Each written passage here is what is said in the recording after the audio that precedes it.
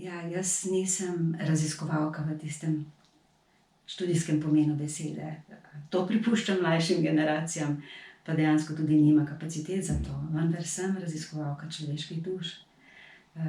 Tako pač pojmujem svoje delo skupaj z ljudmi, ki pridejo in mi zaupajo svojo življenjsko zgodbo. Skupaj odkrivamo, preučujemo njihova življenja, ugotavljamo, zakaj se vedejo, pojmujejo, čustvujejo, čutijo tako, kot čutijo zdaj, koliko je njihovo doživljanje vezano na dogajanje tukaj in koliko na preteklost. Vse to je pot dolgega in intenzivnega raziskovanja.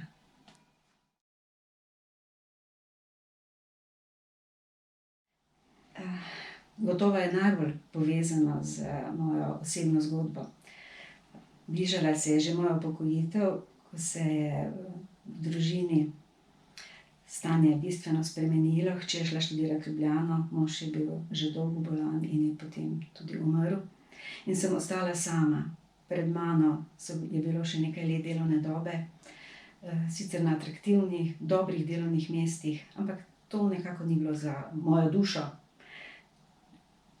In takrat sem se spričo notranjega občutja in tega, kar se je v meni dogajalo ob tej tragediji, odločila, da bom delala nekaj za ljudi, da bom svoj čas zelo temeljito premislila, kam ga plasiram, zakaj ga uporabljam, in odločila sem se za prostovoljstvo, želeč, da nekaj dobrega naredim za druge. No, po vseh teh letih študija in dela sem ugotovila, da sem pravzaprav na nezavednem želela jaz pomoč od drugih, jaz bližino drugih. Ampak tako je v redu in tako je prav. No, in tako sem šla v organizacijo Telefona v stiski, kjer sem še danes pri Samarjanih, in to prostovoljstvo mi je resnično ogromno dalo. In tako so se začela odpirati meni vprašanja o človeški duši, o tem, zakaj, kako doživljamo življenje, o vzorcih življenja in vsem ostalim, skratka ti neskončni labirinti človeške duše, kot temu rečem. In potem mi je prijatelj rekel, da imam pravzaprav dovolj kapitala, da bi lahko začela tudi študirati. In tako sem se vpisala v študij psihoanalize in ga tudi zaključila nekako za svojo dušo, nekaj sem naredila za sebe. Ugotovila sem, da sem se v življenju veliko razdala za druge, to je bila pa zdaj naložba vame. Nisem sploh takrat imela v glavi, mogoče nezavednem, da bi jaz zdaj delala kot terapevtka, ampak obrnilo se je točno tako. Z mojim odhodom v pokoj so se odprle druge možnosti za realizacijo same sebe in tako jaz zdaj po malem delam terapije, teče že 10. leto in vidim to delo kot izjemno smiselno, izjemno nagrajujoče, lahko pa me ni prevelika beseda kot svoje poslanstvo.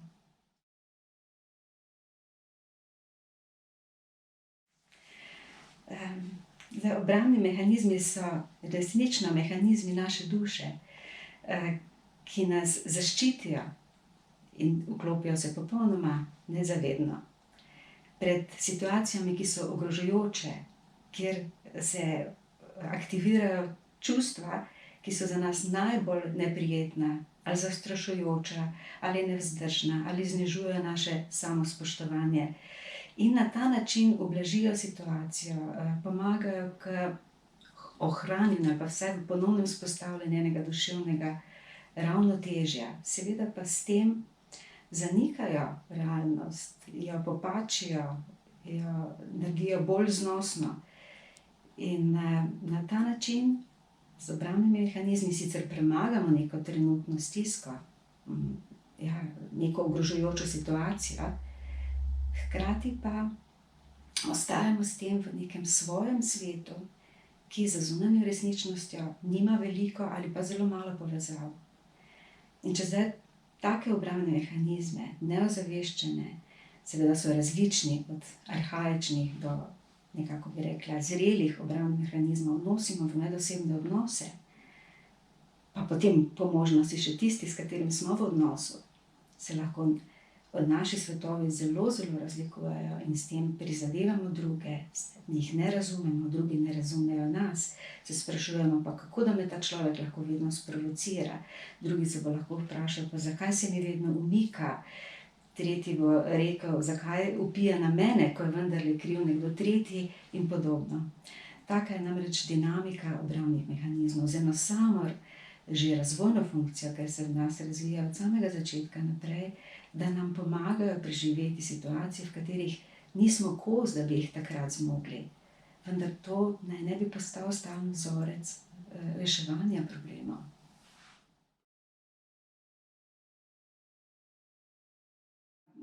Prva stvar, ki bi jo priporočala, je, da se o obrambnih mehanizmih podučimo. Ena od možnosti je prisluhniti temu predavanju, ampak poiskati tudi kakšno literaturo, te je veliko, in začeti iskati obrambne mehanizme pri sebi in pri drugih. In pri tem prepoznavati in biti čim bolj v stiku s seboj, kako mi je v življenju, ali mi življenje teče tako, kot si želim, ali kaj ob tem občutim, česa ne vidim, kaj bi bilo dobro, da bi začutil, ali v odnosih trpim, ali se čemu umikam, ali porabim za določene ljudi ogromno energije, pa se temu ne znam prav izogniti, in tako dalje in tako dalje. Skratka, ozaveščati, kako mi v resnici je. In ko enkrat začnem to pri sebi, potem začnem tudi druge drugače prepoznavati, ne. To se mi zdi, da je začetek poti in potem teče kar samo po sebi. Tale razlika med tem, s čimer vstopamo v odnos, ta zunanja manifestacija, in med tem, kaj se dogaja v naši notranjosti. Recimo, to je eden od načinov.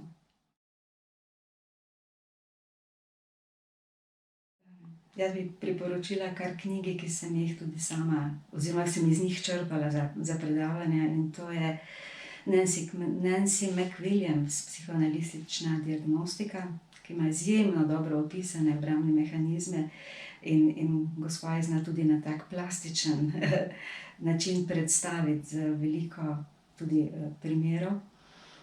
Potem pa nekaj, kar se mi zdi, da je enostavno osnova vsega dela z ljudmi, in to je Milivojevićeve Emocije. Seveda je literature še veliko, ampak če izločim, bi izbrala prav ti dve. Zdaj, kar se tiče filmov, se mi zdi vsak dober film, veste, ko dobite enkrat eno teoretično osnovo ali ko se vam začnejo odpirati oči za obrambe naše duše, to gledate kakršenkoli film. Mene v zadnjem tednu, mislim, da v zadnjih 2 tednih, se je izjemno dotaknil dokumentarni film Rojena v Auschwitzu. Zgodba 3 generacij, 3 žensk, matere, ki je rodila v Auschwitzu, njene hčere, ki je bila tam rojena, in potem vnukinje, ki hoče živeti normalno življenje, brez občutkov krivde v Kanadi. Koliko in kakšni obrambni mehanizmi so tem ljudem pomagali preživeti. Ampak tragika tega je lahko, da za njimi živimo tudi takrat, ko to ni več potrebno. In se na ta način prikrajšamo za celoten čustveni razpon, ki ga nudi vsakdanje življenje.